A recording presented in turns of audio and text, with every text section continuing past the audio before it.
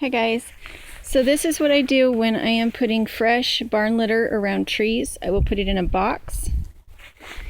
It's quite juicy and I really don't want to over fertilize my tree roots. So again, I put it in a box, and the time it takes for the box to decompose, some of that nitrogen will have been used in the decomposition of that box so that it's not burning the roots. And at that point it can be used as mulch, and it will just mulch in place where I put the box. When I've run out of boxes, I have some old grain sacks that are paper. And again, this is very wet. It has had a chance to decompose, and some of the urine and stuff has been absorbed into the ground because we've had a lot of rain, but it's still pretty hot.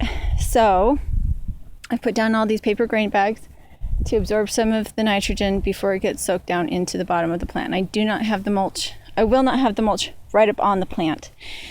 And also the smell of the manure should help keep voles away. So I am not concerned about this being somewhere that voles are going to want to live. It's going to be really stinky for a long time. Next to the original one with the feed sacks, I'm going to place one that does not have feed sacks. It's just going to be manure, straw on the ground. Again, I'm going to keep it away from the base, but I'm going to make a ring around it. And that is the tree that it is next to, just so that I can earmark it. These don't get fed by drip lines. These get fed by the irrigation water. Oh, the other thing I wanted to show you was, look at the difference in the trees. Those that get the least amount of water but have the most amount of mulch. See how much the frost has hurt them? Not much. Here's the one that didn't have mulch, and also did not have a drip line, but it also did not have as much water. These ones in the middle were the ones that were drowning a little bit. I did mulch them this summer. It looks like they'll probably survive till spring. Probably, because again, we had rain, so it was a little more regular water than what they usually get. But all those trees there, all these dogwoods, do not get regular water. They don't get the heavy irrigation water. Now look at the ones that do get the heavy irrigation water and are not mulched. The rock mulch ends here. All these are rock mulched. All these dogwoods stops here.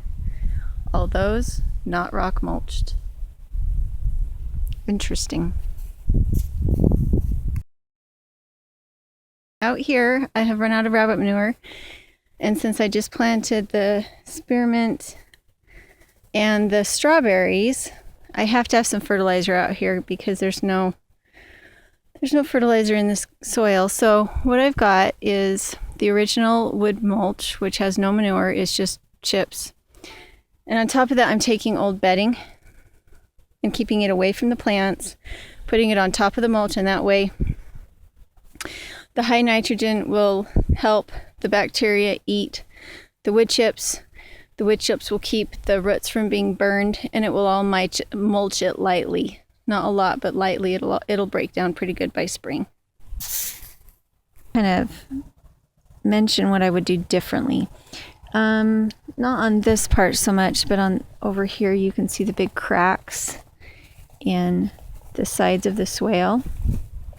Once I got about 4 inches down, I hit some really, really horrible streaks of clay that were just like concrete, just terrible. Couldn't get through them with my rototiller. There's a couple places where I just didn't get through them. I just couldn't.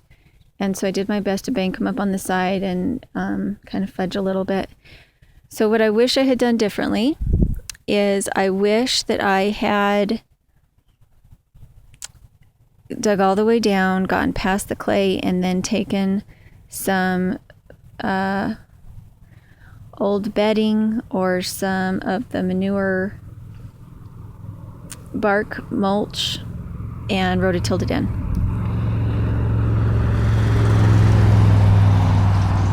If I had done that, I wouldn't have, I'm concerned that I'm going to have it really compact down on the roots of those strawberries and that they won't be able to come up as well as I want them to.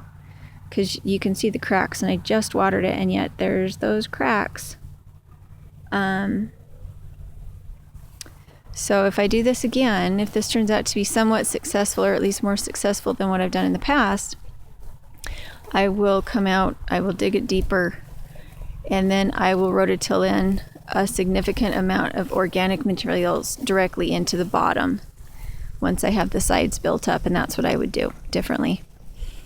Now that I have the mulch down, the manure mulch down, I'm watering to get some of that manure to rinse down into the bark mulch and into the dirt so that the strawberries have something to eat. Because the soil is very sterile, like I said, it's very sterile, and without the water to wash the manure in, it won't be available to the plants. Okay, so explain what you're doing. I'm planting an orchard of that out. And we're making a garden, but it's a garden ditch. But we can't. Okay, make sure not to put them all in the same place, honey. Go further down the line, maybe. Paigey, take the whole bucket further down the line. Don't throw them on the strawberries. They'll kill them because we have strawberries in here. And melons. No. Do you have melons, Mom? What? Do we have melons? Only in our seeds. Yeah. Do we have melons planted? Not yet. It's going to be winter soon. I am out of straw for the moment, so I am using wood chips as the bedding for the goats.